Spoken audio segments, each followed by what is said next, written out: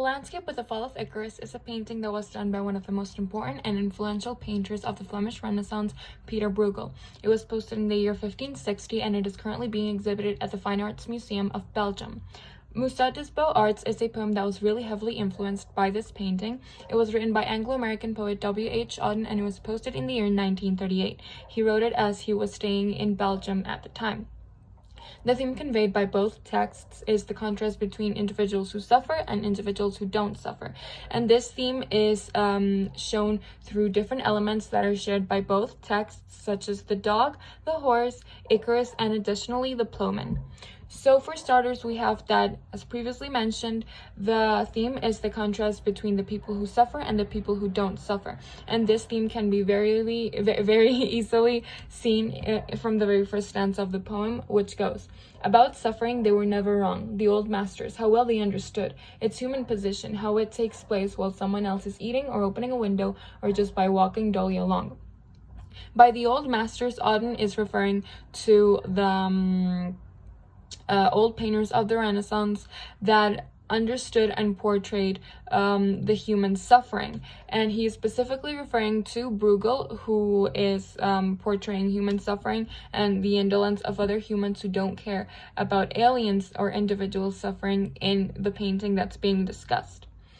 By how it takes place in its human position, how it takes place while someone else is eating or opening a window or just walking dully along, it refers to suffering. And in the rest of the stanza, he explains how people carry on with their daily activities as if there was nothing else happening and as if there was no human suffering, either because they're too naive to be aware of the subject or because they're aware and they just choose to ignore it. The theme becomes very explicit from the first stanza, and if one has the context and one knows what painting is being talked about in the poem, one can very easily infer what the theme is about. The same thing, of course, is conveyed in the painting, but only through visual means, whereas in the poem we can only see them through verbal means. One of the elements is the dog and the horse. So in the painting we have dogs and horses who are clearly turning their back away from Icarus. So Bruegel portrays them as a symbol of those who ignore human suffering or individual suffering who's alien to them. However, in the poem, it's not very different, but the dogs and the horses aren't portrayed as necessarily ignorant, but as naive. For instance, where it says, "Where the dogs go on with their doggy life and the tortuous horse scratches its innocent behind on a tree." So what he's saying is that the dogs and the horses aren't choosing to be ignorant, but rather they don't know what's going on because they're too naive, because they cannot make out what's going on around them. The horse belongs to the torturer, to the person who causes suffering. Yet still he doesn't know, because even though he is with the torturer all the time, he, quote, still scratches its innocent behind on a tree, meaning that it will carry on with its daily activities because he has no idea what his owner is up to. So in both texts, the horses and the dogs are seen as the people who are not aware of alien pain. However, in the painting, it is only left to representation because there's not much explanation that they could be another symbol of those people who are just indolent towards other people's suffering. And in the poem, there's a clarification of W.H. Auden's view, that is that these animals aren't choosing to be ignorant, but rather they don't have the ability to make out what's happening and to be aware of other people's suffering. Another element that helps convey the theme are the ships. So in both texts, of course, we have the ships. In the poem, we can see them in the stanza where it says, "The sun shone as it had onto the white legs disappearing into the green water, and the expensive, delicate ship that must have seen something amazing, a boy falling out of the sky, had somewhere else to go, and sailed calmly on." So what Auden is saying is that there was a ship, and the crew members of the ship probably saw Icarus fall and drown into the water, but they still decided to carry on about their day as if nothing were happening. The difference with the painting is that there is explicitly more than one ship, and additionally there is a person sitting very close to the seashore that's even facing Icarus, but he is still not acknowledging him. So what's going on in this painting is that there's a slightly higher degree of critique towards society, because there's even more people present to see the what's happening to Icarus, and it's almost as if the more people there are, the less they will care about aliens suffering. So to sum up, there in the painting, Bruegel shows a higher degree of critique towards society's indolence, and in the poem, only in this element, does not show as high of a degree as Bruegel, only with the ships. Very similar to what the ships represent is the ploughman, that are very similarly represented in both texts. So we have a ploughman in the painting, in Bruegel's painting, who is ploughing, doing his job, again, not paying attention to Icarus's struggle. And in the poem, we have a stanza where it says, lines 15 to 16, and it says, "The ploughman may have heard the splash, the forsaken cry, but for him it was not an important failure." And it is almost describing exactly what's going on in the painting. There's no major difference between the role of the ploughman in the painting and in the poem. The reason why the Flemish painter must have included the ploughman in his painting as a symbol of human indolence is because there is a Flemish proverb that goes, "and the ploughman kept on ploughing," which means that the ploughman didn't care about what was going around him, and he just kept on doing his job. And that is most probably why he decided to include it, representing what he was representing. In both the picture and the poem, we can see that the ploughman is there and doing the same thing, and there's not a very wide difference between what they're doing. It's almost as if the poem was a description of what is going on with the same character in the picture. Lastly, we have the Icarus.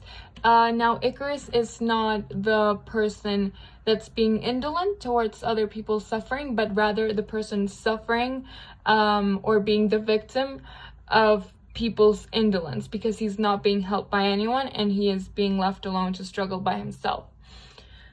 In Greek mythology, Icarus is the son of Daedalus, and he flies too close to the sun with his wings made out of wax. His wings melt, and he was warned not to close to the sun because they knew that this would happen. He does so anyway, and he still falls to the water and drowns. So in Greek mythology, he is seen as a very important symbol of heroic daring. However, his story also teaches the reader that if with our bad decisions, we can suffer, especially if we were warned not to do something that could potentially harm us. So Icarus did just this. He did not pay attention to the warnings, and he decided to fly too close to the sun, and now he's suffering the consequences of his own bad decision. However, he is being ignored by everyone, as seen in the painting. In the poem, there's a very clear reference towards this element of the painting, where it says, "In Bruegel's Icarus, for instance, how everything turns away quite leisurely from the disaster." What's being described here is that Icarus is struggling, and everybody leisurely turns away as if nothing were happening, and nobody turns to help him. Once again, this exact thing happens in the painting. However, there is a very important difference, and that is that in the painting we can see two stages of Icarus. So the stage where he is flying and the stage where he is already drowning and suffering, meaning that he can look over to himself once he is already suffering.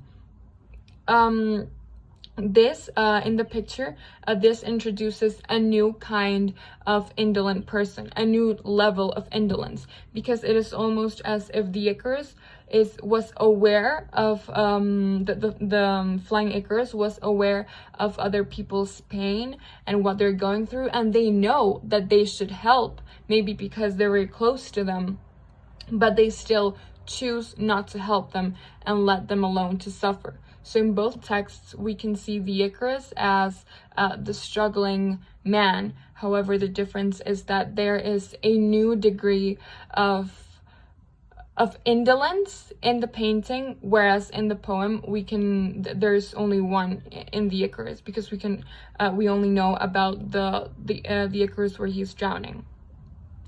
The last difference that the texts have is obviously the structure, because the picture can only go and be interpreted by visual means, whereas the poem can only be interpreted through verbal means. The poem is 3 stanzas, 21 verses, and it's free verse, meaning that it has no particular meter. Auden was actually known for his peculiar way of writing. He didn't have one structure that he would use all the time, and sometimes he would just use his own structure and not use other meters like iambic or anapestic, etc. There's also a lot of rhythm in the poem, and the rhythm is in the consonant rhymes, such as wrong and along in the first stanza, waiting and skating in the second stanza, horse and horse again in the second stanza, away and may, and green and seen in the third stanza. So in conclusion, both texts show the same theme and transmit the same universal message overall. However, they do so in different ways, because one is left to interpretation of what the viewer sees, and the other one is more explained, because we are more clearly seeing W.H. Auden's vision of the topic and interpretation of the topic. The poem was very, very heavily influenced by the painting, and this is seen because throughout the entire text, he is referencing parts of the painting, especially the one where the stanza where he says, in Bruegel's Icarus, for instance. It is a very clear allusion to the text that he is describing.